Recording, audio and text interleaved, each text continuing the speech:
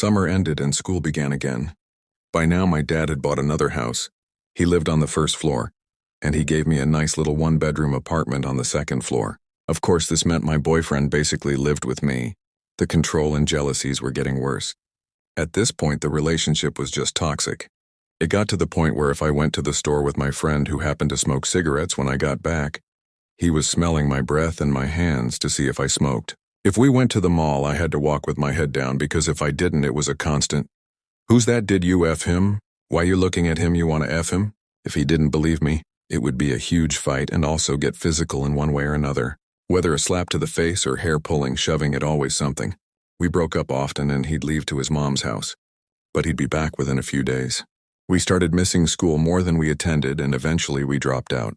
Part of me dropping out was that the stress of trying to be a normal teenager in high school while also in this relationship, where I cannot be a regular high school kid, made it just not worth it for me.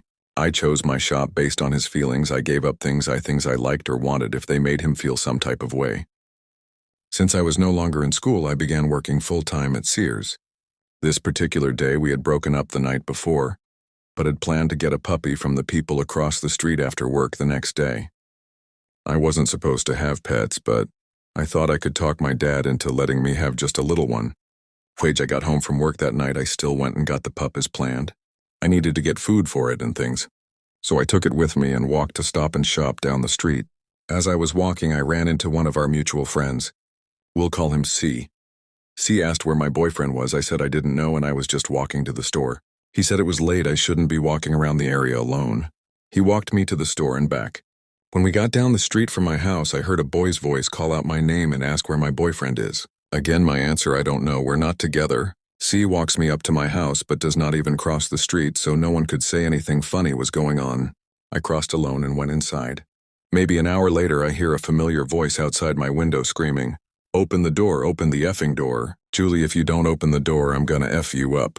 It's eerily quiet now, and I wonder if he's given up, but I'm afraid to look out the window. Then suddenly a huge bang. It was the heavy front door that was locked with a deadbolt. Bang again, it was the door to my apartment. Within seconds, he was on top of me. I was sitting on the couch when he came in. He grabbed a hold of my hair and neck and started shaking me while screaming in my face. I managed to kick him off of me and he fell backwards into my glass coffee table and shattered it. He got up and slapped me so hard it busted the whole inside of my top lip. Blood was pouring from my mouth and I couldn't stand. He got scared. He started saying he was so sorry, baby. "I'm so sorry, you're okay," as he dragged me to the bathroom, leaving a trail of blood droplets behind me, and tried to rinse out my mouth while he held me over the sink. Then he ran off scared. I think he really thought he had gone too far that time. He had family that lived in the building across the way. He ran over there and stood in the hallway. When I gained my balance, I went downstairs to fix the door. I didn't want my dad to see it. I didn't want it to be his burden to repair. I didn't want to make another excuse. I didn't want to be embarrassed again because I believed he'd never do it again.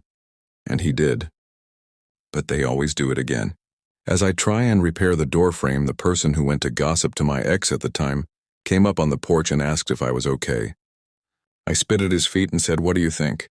He apologized repeatedly, saying he didn't know he was like that and that's so messed up. Yeah, well, you needed to gossip about something that was completely innocent, and for that I paid the price. No one ever thinks they are that way until you're the one they are being that way with. Stay tuned for part 4.